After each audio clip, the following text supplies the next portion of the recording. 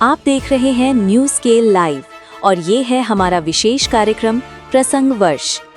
क्या देश में एक तरफ ईंधन बचाने की दुहाई दी जा रही है और दूसरी तरफ नेता खुद अपनी रैलियों में तेल की बर्बादी कर रहे हैं? आज प्रसंग वर्ष में बात होगी राजस्थान के बांसवाड़ा सहित कई जिलों में गहराए पेट्रोल संकट की, जहां पंपों पर नो स्टॉक के बोर्ड लग गए हैं और राशनिंग सिस्टम शुरू हो चुका है।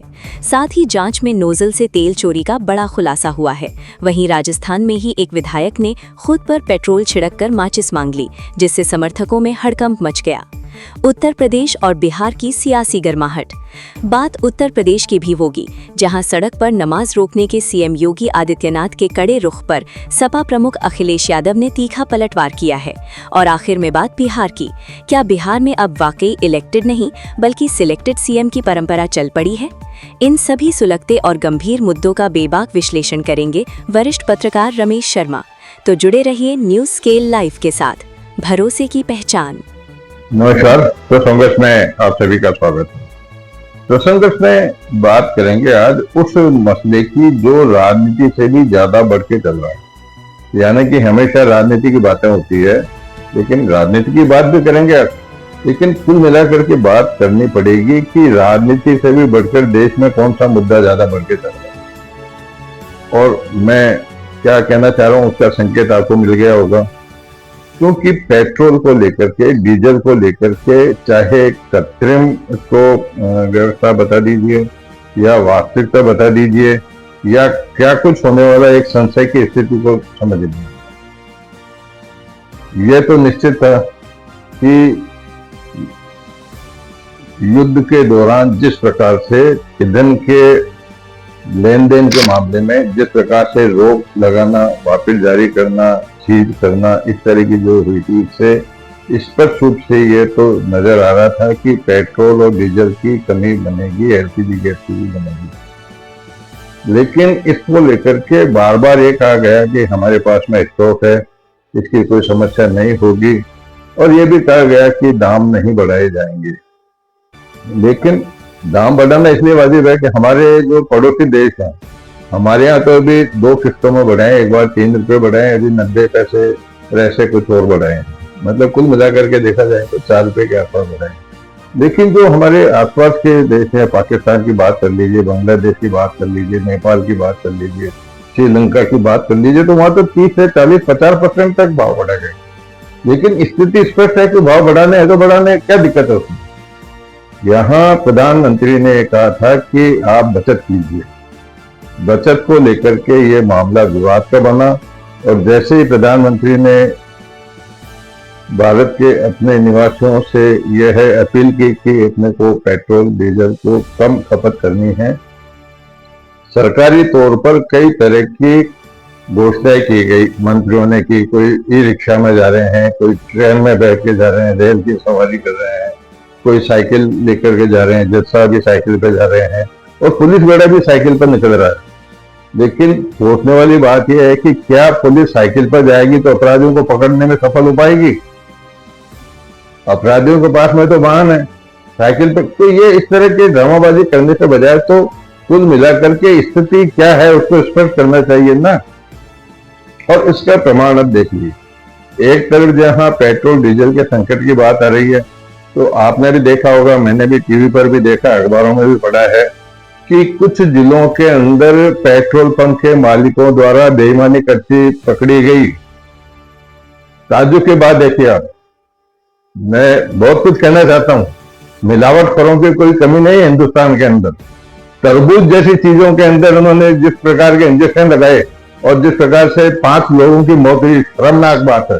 लेकिन इस पेट्रोल डीजल के मामले में भी जब खाद्य सुरक्षा विभाग की बात करें, इनके पास में जो सुरक्षा टीमें जांच करने वाले हैं या जो बाग माप वाले हैं, इनके पास में स्टाफ की कोई कमी नहीं है, पूरा लवाजमा है। लेकिन कुछ जिलों के अंदर इन्होंने जब जांच की तो नोजल में किस प्रकार की कमी पाई गई, पेट्रोल किस प्रकार से कम, डीजल किस प्रकार से कम दिया जा रहा था, उसकी बातें सामने आई। सबसे बड़ी बात तो यह है कि आपने कुछ चुनिंदा जिलों में क्यों किया? किरोड़ीलाल मीणा तो खुद मौके पर जाते हैं, खुद जांच करते हैं, पकड़ते हैं मामलों को, और जो सरकारी अधिकारी हैं, कर्मचारी हैं, जिनकी ड्यूटी इसको लगी हुई है, कब कब जाते हैं वो नियमित रूप से क्या जांच करते हैं वहां पर? और जैसे जांच की तो भंडाफोड़ हो गया। और भंडाफोड़ में हर गरीब आदमी की, आज मोटरसाइकिल पे आप देखिए कि मजबूरी में एक मजदूर मोटरसाइकिल पे अपने बीबी को, अपने भाई को, अपने भाई की बहू को मजदूरी करने शहर में आता है तो 4-4 लोगों को बिठा कर इसलिए जाता है कि कुछ पैसा बचे। लेकिन जब पेट्रोल में उसकी जीप पड़ती है तो उस गरीब का क्या होगा? ये बात भी छोड़ दीजिए। अब वापस मूल बात पर आते हैं तो कई पेट्रोल पंपों पर, जैसे भीलवाड़ा में तो इन्होंने विरोध किया कि हम आप पेट्रोल रात को पेट्रोल सप्लाई नहीं करेंगे। कुछ जगह आज भी सुनने को मिला है कि कुछ पेट्रोल पंपों पर पेट्रोल डीजल खत्म हो गया है, वहां नील है। ऐसी स्थिति में कालाबाजारी तो बढ़ेगी। तो कुल मिलाकर के इसके लिए स्थायी रूप से क्या समाधान किया जाना चाहिए, इसको क्यों नहीं करते हैं? क्यों आज मतलब आप अपने काफिले में कमी करने की बात कर रहे हैं, आप वर्क फ्रॉम होम की बात कर रहे हैं, हफ्ते में 2 दिन आप घर पे बैठ के काम कीजिए, मीटिंग इवेंट्स ये जो ऑनलाइन कीजिए, सारी चीजें कर रहे हैं, लेकिन इसकी एक नीति स्थायी रूप से बनाइए ना, ताकि संकट का हल किया जाए। संकट बरकरार है, संकट का हल होना भी चाहिए। अब ये बात अलग है कि उसको हल करने के लिए अगर पैसे बढ़ाए जाने की जरूरत पड़ती है या और अन्य किसी तरह की बात पड़ती है तो उसको सच्चाई को सामने ला करके उसको स्वीकार करते हुए उसकी व्यवस्था करना सरकार का कर्तव्य बनता है। देखने वाली बात है कि आने वाले 1-2 दिनों में अब जो अभी वातावरण बना पेट्रोल को लेकर के, और उसमें अब क्या कुछ होता है। जब पेट्रोल की बात कर रहे हैं तो पेट्रोल की बात को लेकर के राजस्थान के बाड़मेर जिला मुख्यालय पर आज एक बहुत बड़ी घटना हो गई, जहां विधायक रविंद्र सिंह भाटिया जो तेज तर्राट है और वो हमेशा अपने मतदाताओं के साथ में हर घड़ी के अंदर साथ में खड़े रहते हैं, आज उन्होंने अपने ऊपर पेट्रोल छिड़क लिया। पेट्रोल छिड़कने के बाद में उनके जो समर्थक थे उन्होंने गमछे मतलब राजस्थानी में तौलिए को, टवल को गमछे कहते कपड़े से उसको पहुंचा। वो माचिस मांग रहे थे, इससे पहले ही उन्होंने उसको पहुंच दिया और पुलिस ने बाद में उनको घेरे में लेकर के कलेक्टर और एसपी के पास में पहुंचाया। अभी कलेक्टर और एसपी के साथ में बात चल रही है। और वो क्यों स्थिति बनी, 15 दिन में वहां पर जो रिकग्नाइंट है उसको लेकर के मजदूर धरने पे बैठे थे, जिसमें खुद विधायक भी बैठे थे। कोई सुनवाई नहीं होने पर आज लगभग 400 से 500 गाड़ियों के काफिले के साथ में वो जब जा रहे थे तो पुलिस ने बसें मतलब जो पुलिस की बसें और बसें हैं उनको खड़ी कर करके उनको जाने से रोक दिया। और जब रोका गया तो उन्होंने अपने विधायक साहब ने अपने बैग में से एक बोतल निकाली पेट्रोल की, अपने ऊपर छिड़क ली। और जब आनंद फानंद में पुलिस पहुंची उनको घेराबंदी करके और एसपी चुनाराम भट्ट कलेक्टर के सामने ले जाकर के बात, मैं अभी आपसे बात कर रहा हूँ तो उनकी वार्ता चल रही है। लेकिन पहले ही बातचीत कर लेते तो ऐसी नौबत तो नहीं आती ना। 500 गाड़ियां लेकर के आए वहां पर, तो क्या उनको पता नहीं था 500 गाड़ियों में पेट्रोल डीजल नहीं चल रहा है? कलेक्टर एसपी खुद जाकर वहां बात नहीं कर सकते थे? खैर कुल मिलाकर के ये सारी व्यवस्थाएं हैं। व्यवस्था की बात करें तो व्यवस्था को लेकर के अब बिहार के अंदर भी तेजस्वी यादव जो नेता प्रतिपक्ष है वहां के, उन्होंने भी सम्राट चौधरी के खिलाफ आज मोर्चा खोल दिया। उन्होंने कहा कि 2 महीने में सेलेक्टेड मुख्यमंत्री के बाद में अब इलेक्टेड मुख्यमंत्री के बाद में अब सेलेक्टेड मुख्यमंत्री सम्राट चौधरी बैठ गए।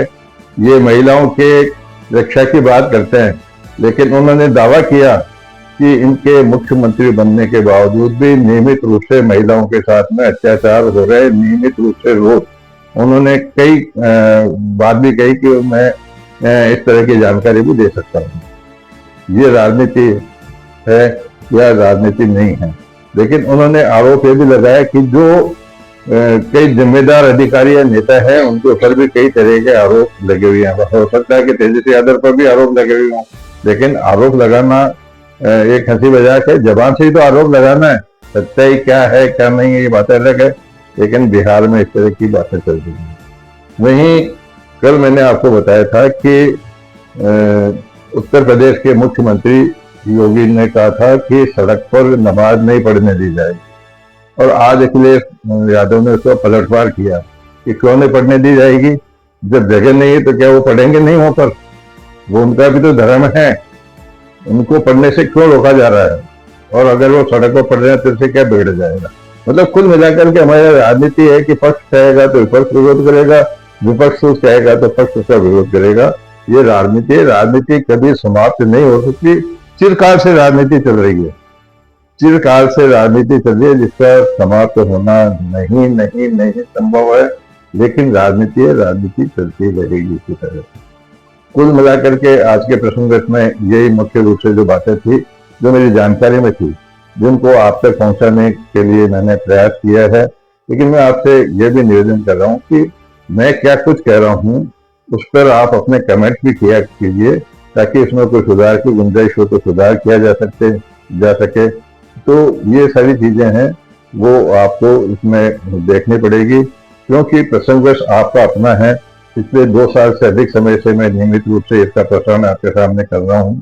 लेकिन होता क्या है कि जो श्रोता या जो दर्शक हैं, वो जब तक मेरे में क्या कमियां हैं या मैं किस प्रकार से इसका प्रस्तुतिकरण कर रहा हूँ मुझे सजेशन नहीं देंगे, या मेरे में कोई कमी है तो उसको उजागर नहीं करेंगे, तब तक मैं उसमें सुधार नहीं कर पाऊंगा। आप कृपया करके उसी में कमेंट्स करके अपनी राय भी मुझे दे दीजिएगा। आज के प्रसंग वर्ष को यहीं विराम देते हैं। कल फिर किस प्रसंग के साथ मैं आपके सामने उपस्थित होऊंगा। तब तक के लिए नमस्कार।